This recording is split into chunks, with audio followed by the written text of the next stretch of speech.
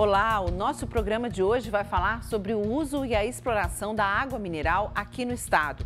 Em várias cidades, esse bem tão precioso jorra de fontes e embeleza parques e balneários famosos em todo o país. Mas como preservar e usar esse patrimônio divide opiniões. Enquanto o governo de Minas afirma que precisa da ajuda da iniciativa privada para conservar essas riquezas, população, parlamentares e ambientalistas questionam se a nossa água mineral estaria realmente protegida. Eu sou Joanita Gontijo e esse é o Assembleia em Destaque, programa que mostra o impacto na sua vida dos assuntos discutidos no Parlamento Mineiro.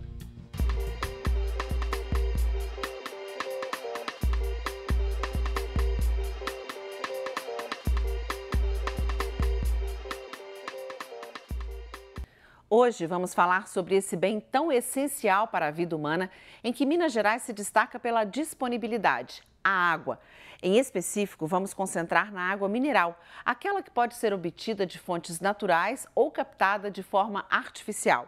É um produto caracterizado por conter determinados sais minerais e outros micronutrientes. São vários os caminhos para a exploração e comercialização dessa água mineral.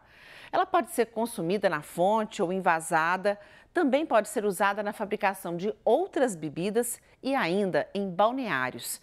Em 2020, foram envasados 12 bilhões e 600 milhões de litros, segundo a ABIR, Associação Brasileira das Indústrias de Refrigerantes e de Bebidas Não Alcoólicas.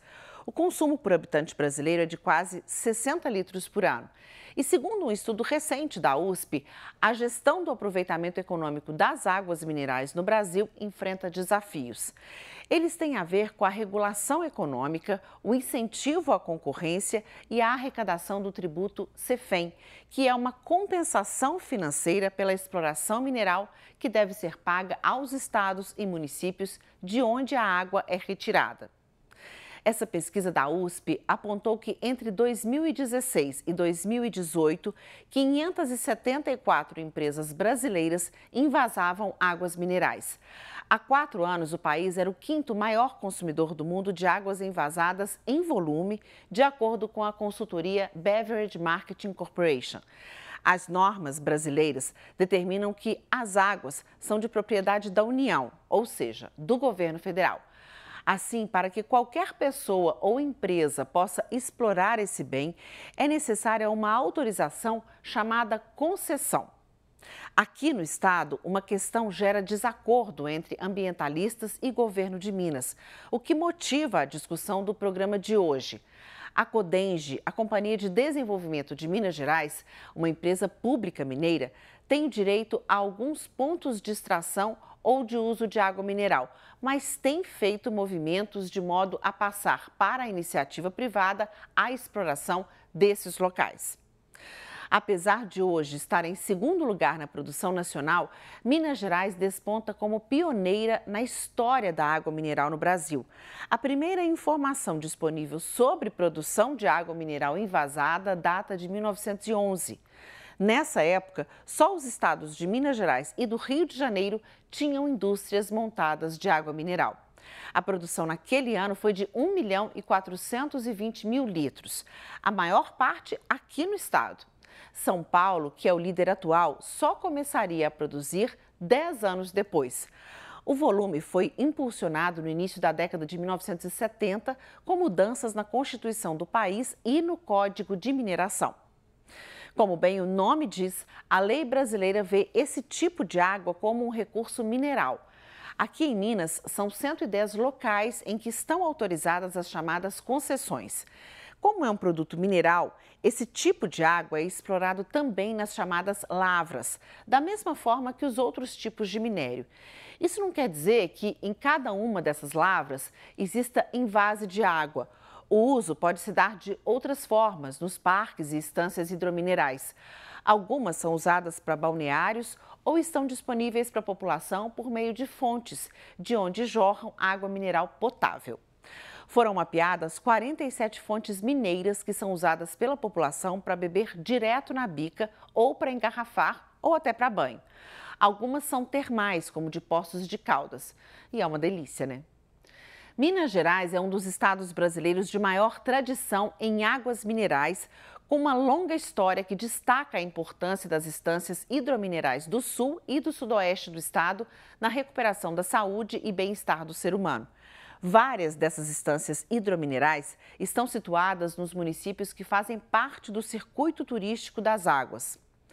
O Circuito Turístico das Águas é composto por 13 cidades: Baipendi, Cambuquira, Campanha, Carmo de Minas, Caxambu, Conceição do Rio Verde, Cruzília, Dom Viçoso, Jesuânia, Lambari, Soledade de Minas, São Lourenço e Três Corações. Segundo a Associação do Circuito Turístico, são 37 fontes de água e quase 300 pontos turísticos nesses municípios. Nessa região, as atividades turísticas estão fortemente ligadas ainda ao poder terapêutico das águas minerais, com a presença de praças e balneários com fontes de água mineral e também guardam um importante patrimônio histórico. Nessas cidades e em outras de Minas Gerais estão locais de destaque pela riqueza e importância das águas minerais. São 12 balneários ou parques, alguns bem famosos em todo o país. Um deles é o Grande Hotel de Araxá. Estão aqui ainda os balneários Águas Santas, Pocinhos do Rio Verde, de Poços de Caldas, a Estância Balneária Termópolis, além dos parques das Águas de Cambuquira, Caxambu, Contendas, Lambari, São Lourenço e Marimbeiro. O último é o Hotel Recanto das Hortênsias. A Codenge, empresa pública mineira, tem direitos minerários de 9 lavras de água mineral. Nelas estão 50 fontes. Uma ordem do governador Romeu Zema é questionada por deputados de oposição e gera receio em alguns ambientalistas. Essa diretriz está em um decreto do fim de 2019 e prevê passar para a iniciativa privada a exploração dessas áreas. Segundo a direção da Codenge, as medidas da empresa seguem essa política estadual de desestatização. São administrados pela Codenge o Parque e Balneário de Caxambu, a Termas Antônio Carlos, em Poços de Caldas, o Envase de Água em Araxá e Contendas. A Codenge é sócia de empresas privadas no Envase de Água em Caxambu e Cambuquira. Foram doadas às prefeituras as gestões do Parque e do Balneário de Cambuquira, o Parque de Marimbeiro, o Parque e o Envase de Lambari, o Parque de Contendas, o Balneário Mário Mourão, em Poços de Caldas, e o Parque e o Balneário de Pocinhos do Rio Verde, que fica no município de Caldas. Estão com a iniciativa privada o Balneário de Tiradentes, o Balneário e Grande Hotel de Araxá e o Palace Hotel de Poços de Caldas. Agora, a Codenge lançou o edital de concessão do Parque das Águas de Caxambu.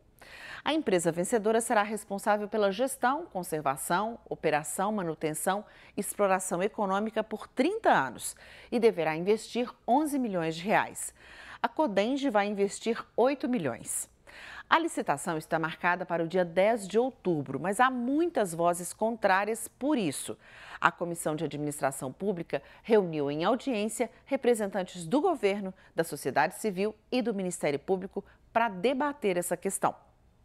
O presidente da Codenge destacou a política de privatização do atual governo e que a concessão à iniciativa privada deixa o Estado mais leve e melhora a prestação do serviço.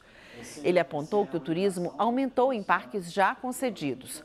O governo do estado, que administra a área desde 2017, quando a gestão deixou de ser da prefeitura, também alega prejuízos e afirma que a Codenge não tem expertise para a exploração desse tipo de atividade. Os participantes da audiência defenderam o patrimônio como bem público, reforçando que ele não deve ser entregue à iniciativa privada. Há questionamentos em relação ao meio ambiente, como, por exemplo, o uso indevido da vazão das fontes para engarrafamento.